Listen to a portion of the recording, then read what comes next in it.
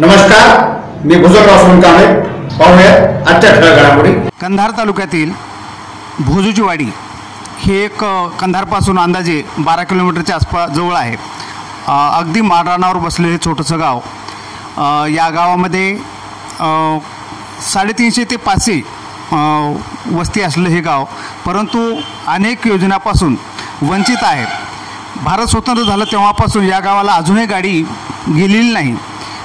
त्याच गावाचा विकास व्हावा या हेतूतून आपल्यासोबत आहे त्यांनी अनेक योजना राबवण्याचा प्रयत्न केला, परंतु यावेळेस त्यांना ते यश आलेलं आहे. यशवंतराव चव्हाण मुक्त वसाहत योजनेतून त्यांनी घरकुल मंजुरीसाठी शासनाकडून प्रस्ताव मंजूर करून आणलेला आहे.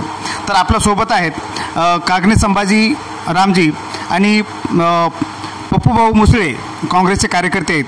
यांनी नुकतीच मंत्रालयामधून एक त्या घरकुल योजनेची फाईल मंजूर करून आणली आहे. आपण त्यांच्याकडून जाणून घेऊ याबद्दल काय सांगणार. सर, आपण जे हे यशवंतराव चव्हाण मुक्त वसाहत योजनेतून घरकुल मंजूर करून आणले आहे, ते नेमकं काय आणि कशाबद्दल? माझ्या मते सर, आमचे भोजूचीवाडी गाव हे डोंगराळ भागामध्ये असल्यामुळे तिथं अनेक सुविधापासून ते बरेच दिवसापासून तो वंचित आहे आणि या गावचा पुरेपूर विकास व्हावा म्हणून मी सुद्धा वाडी वस्ती तांड्यावर मी नोकरी करतोय. माझे एक असं लक्षात आले की बाबा समाजासाठी कुठेतरी आपण कार्य केलं पाहिजे. शिक्षक पेशामध्ये विद्यार्थ्याचं ते जीवन आपण घडवतो, पण समाजासाठी आपण काहीतरी केलंच पाहिजे. म्हणून माझ्या डोक्यामध्ये एक विचार आला आणि मी डोक्यामध्ये तेव्हा समाजासाठी कुठलं तर कार्य करा म्हणून यशवंतराव चव्हाण मुक्त वसाहत योजनेतून एक घरकुल मंजुरी योजनेचं जर ह्या गोरगरिबाकडे लक्ष दिलं तर ह्या लोकांना ऊन पाऊस वारा यापासून ह्या निवाऱ्यापासून ह्याला व्यवस्थित राहण्यात यावं आणि लेकरा बाळाचं शिक्षण वगैरे व्यवस्थित खेड्यापाड्यातील लोकांना ह्या उन्हातानापासून त्रास होणे. किती लोकांचे मंजूर झालेले आहेत? अशा या यादीमधून आपण 12 जणांची मागणी केलेली आहे आणि त्यांची मंजुरी सुद्धा वर दाखल केलेली आहे, मंजुरी सुद्धा मिळालेली आहे. आमचं एक म्हणणं आहे की लवकरात लवकर ह्या लोकांना ह्या योजनेचा लाभ घेण्यात यावा आणि त्यांच्या सुरक्षिततेकडे लक्ष द्यावं. तर या ठिकाणी संभाजी कागणे यांनी आपल्या भावना सांगत असताना हीच ती फाईल आहे. मंत्रालयामधून ती पूर्ण पास झालेली आहे. आपण पाहू शकता त्याच्या खाली एक पत्रसुद्धा आहे. हां, तर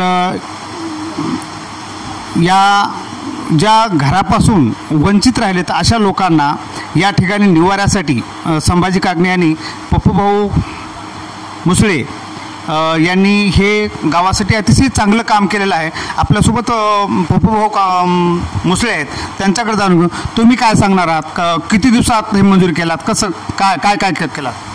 नमस्कार सर. मागच्या रविवारी सर मला भेटले कंधारमध्ये.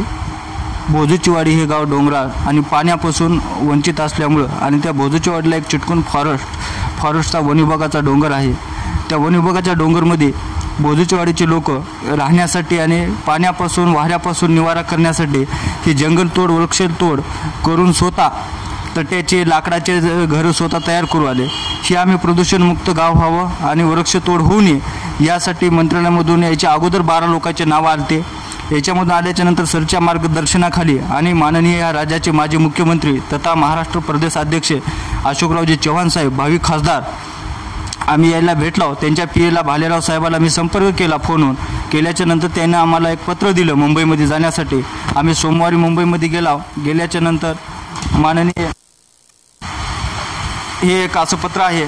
माननीय राम शिंदे साहेब मंत्री यांच्या PA आम्ही भेटल्याच्या नंतर यांनी आम्हाला सर्व माहिती सांगून आमची फाईल मंजूर केलेली आहे. मुंबईहून फाईल आपले जिल्हा परिषद नांदेड इथं फाईल आलेली आहे. चेक पण तयार झालेले आहेत. ते चेक ह्या लाभार्थ्याच्या हातात लवकरात लवकर मिळावं. ही चेक म्हणजे एका घरकुलाला किती रुपयाची मंजुरी आहे? GSTला धरून 4.5 लाख रुपयाची योजना आहे. ते 4.5 लाख रुपये उचलल्याच्या नंतर घराचं बांधकाम पूर्ण झाल्याच्या नंतर GST भरायची आहे. तर आपण पाहिलेलं आहे अतिशय पवित्र काम, जे लोकांना राहण्यासाठी निवारा नाही ते निवारा देण्याचं अतिशय चांगलं पवित्र काम संभाजी कागणे आणि पप्पूभाऊ मुसळे यांनी केलेलं आहे. आणि या कामासाठी शासनाने लवकरात लवकर त्या ज्यांना मंजूर झालेले आहेत त्या लोकांच्या निवाऱ्यासाठी जर व्यवस्था केली तर त्या लोकांना राहण्यासाठी येणारा आता जून महिना काही दिवसातच येणार आहे, त्यांचा बचाव होणार आहे. आणि या दोघांना आपण मराठवाडा लाईव्ह TV तर्फे शुभेच्छा देऊया.